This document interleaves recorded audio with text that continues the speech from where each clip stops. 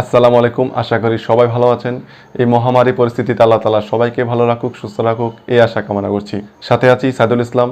Dot পেন্সিলের পক্ষ থেকে আপনাদের সবাইকে জানাই আমার আন্তরিক শুভেচ্ছা ও অভিনন্দন।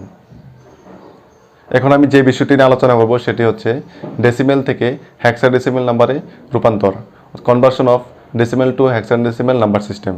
আলোচনা শুরু করার আগে একটি কথা বলতে চাই, যারা আমার এই চ্যানেলে এখনও নতুন আছেন তারা অবশ্যই সাবস্ক্রাইব করে ফেলুন। নতুন নতুন আরও ভিডিও পেতে বেল আইকনে ক্লিক করে রাখুন।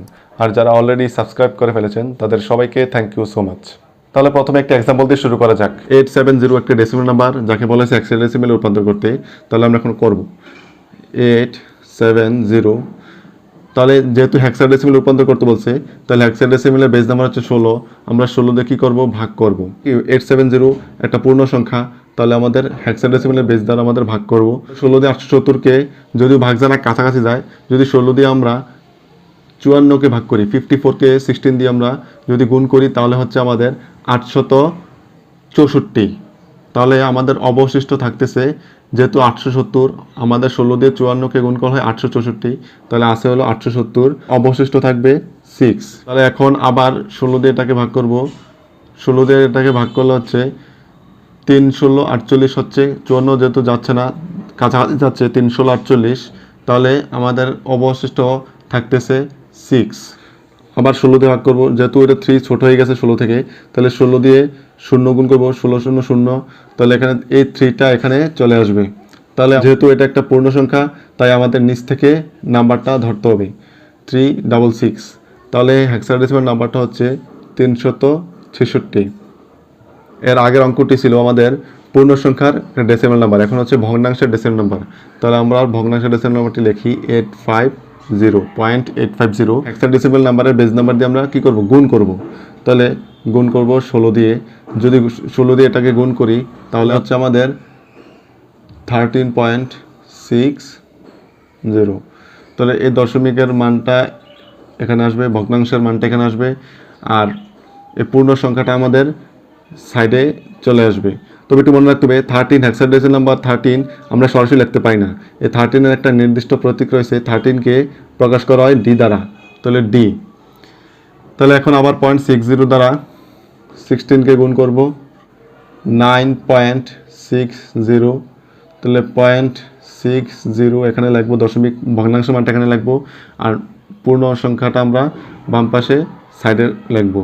0.60কে আবার 16 দিয়ে গুণ করব, গুণ করলে হচ্ছে আবার এটাই হচ্ছে 9.60, তাহলে 0.60 এখানে লিখবো, আর 9 আমরা পূর্ণ সংখ্যার এই পাশে লিখবো। তাহলে 0.60কে আবার গুণ করব 16 দ্বারা।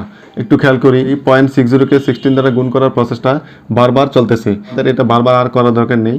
তাহলে আমরা এখানেই থেমে যাব।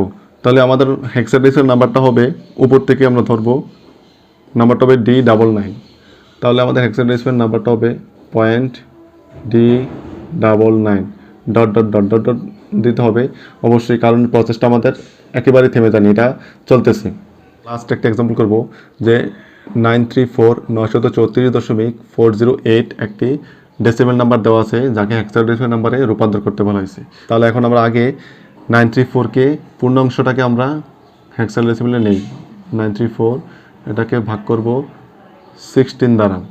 তো 16 দ্বারা যদি ভাগ করি তাহলে আমাদের হচ্ছে, যদিও 934 পর্যন্ত ভাগ যাচ্ছে না, কাছাকাছি যাচ্ছে, তাহলে 16 দিয়ে যদি আমরা 58কে আমরা গুণ করি তাহলে হচ্ছে 928। 16 দিয়ে 58কে গুণ করলে হয় 928, কিন্তু আমাদের আছে 934, তাহলে অবশিষ্ট থাকতেছে আমাদের 6। তাহলে এখন আবার 16 দিয়ে 58কে ভাগ করব, হয় 3 16 48, তাহলে অবশিষ্ট থাকবে আমাদের 10। 10কে হেক্সাডেসিমাল নাম্বারে ডাইরেক্ট লেখা যায় না, 10-এর একটা প্রতীক আছে, সেটা হলো এ। তাহলে এখন আবার এই 16 দিয়ে 3কে ভাগ করব, যেহেতু 3 ছোট হয়ে গেছে, তাহলে 16 0 0, তাহলে এই 3টা আমাদের এখানে চলে আসবে। হ্যাঁ, তাহলে এটি হচ্ছে আমাদের একটা কি হেক্সাডেসিমাল নাম্বার। আমরা নিচ থেকে ধরবো, যেহেতু এটা পূর্ণ সংখ্যা, নিচ থেকে ধরলে হচ্ছে 3A6। তাহলে হেক্সাডেসিমাল নাম্বারটি হচ্ছে 3A6.408। এটাকে আমরা যেহেতু ভগ্নাংশ তাহলে আমরা হেক্সাডেসিমাল নাম্বারের বেস দিয়ে আমরা গুণ করব। 16 দিয়ে যদি 0.408কে আমরা গুণ করি তাহলে হচ্ছে 6.528 528 এখানে বসবে, ভগ্নাংশ মানটা এখানে বসবে, আর পূর্ণ সংখ্যাটা আমাদের বসবে হলো বাম পাশের সাইডে 6।